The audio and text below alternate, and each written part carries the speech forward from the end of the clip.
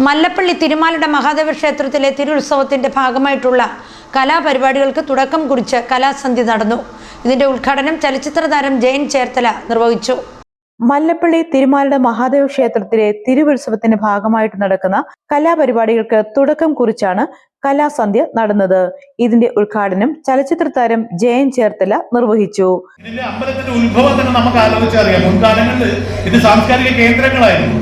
നമ്മുടെ നാട്ടിലെ ജനങ്ങൾക്ക് ഒന്നിച്ചിരിക്കാനും അവർക്ക് സംവേദിക്കാനും അവർക്ക് ആശയവിനിമയം നടത്താനും അവർക്ക് പരസ്പരം അറിയാനും അവർ വല്ല തെറ്റുകുറ്റങ്ങൾ ചെയ്തിട്ടുള്ള അതിന് ശിക്ഷ നേടിക്കൊടുക്കാനും ഉത്ഭവിച്ചിട്ടുള്ള ആ സാംസ്കാരിക കേന്ദ്രങ്ങളാണ് പിന്നീട് ക്ഷേത്രങ്ങളായി മാറിയിട്ടുള്ളത്.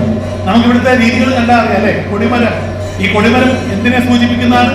നമ്മുടെ നട്ടലിനെ സൂചിപ്പിക്കുന്ന ഒരു മനുഷ്യന്റെ ശരീരത്തെ സൂചിപ്പിക്കുന്നതാണ്. ആ നട്ടലിന്റെ എണ്ണം എടുത്ത് നോക്കിയാലും അറിയാം. അവിടെ കമത്തിയിട്ടുള്ള ഈ പറകൾ കൊണ്ടിട്ടാണല്ലോ കൊടിമരം ഉണ്ടാകും. ആ പറകളുടെ എണ്ണം എടുത്താൽ നമ്മുടെ ജോയിന്റ്സിന്റെ എണ്ണമായിട്ട് സമമായിരിക്കും.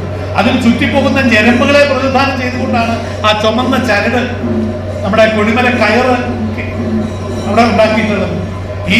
ആ ദിവസങ്ങൾ നമ്മുടെ അമ്പലത്തിനകത്തുള്ള ഒരു ദിവസത്തെ ആചാരക്രമങ്ങളൊന്നും ആലോചിച്ച് നോക്കൂ.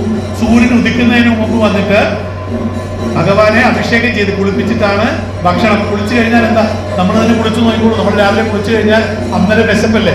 എന്നെ പോലെ വണ്ണമുള്ളവനായാലും അപ്പുറത്തിരിക്കുന്ന മെലിഞ്ഞ ആളെ പോലുള്ളവരായാലും കുളിച്ചു കഴിഞ്ഞാൽ നമുക്ക് ഭക്ഷണം കഴിക്കണം, വിശപ്പാണ്. ഹൈന്ദവ സേവാ സംഘം പ്രസിഡന്റ് എസ് മനോജ് ചടങ്ങിൽ അധ്യക്ഷത വഹിച്ചു.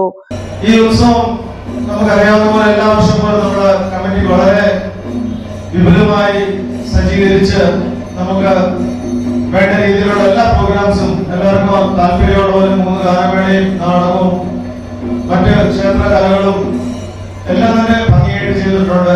അതിലുപരി നമ്മുടെ ആറാട്ട് ഘോഷയാത്ര നമ്മൾ എല്ലാ വർഷത്തെ പോലെ ഭംഗിയായി തന്നെ ഈ വർഷം നമ്മൾ അറേഞ്ച് ചെയ്തിട്ടുണ്ട്.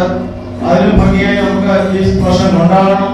മുതിർന്ന കലാകാരൻ താജ് പത്തനംതിട്ട മുഖ്യപ്രഭാഷണം നടത്തി.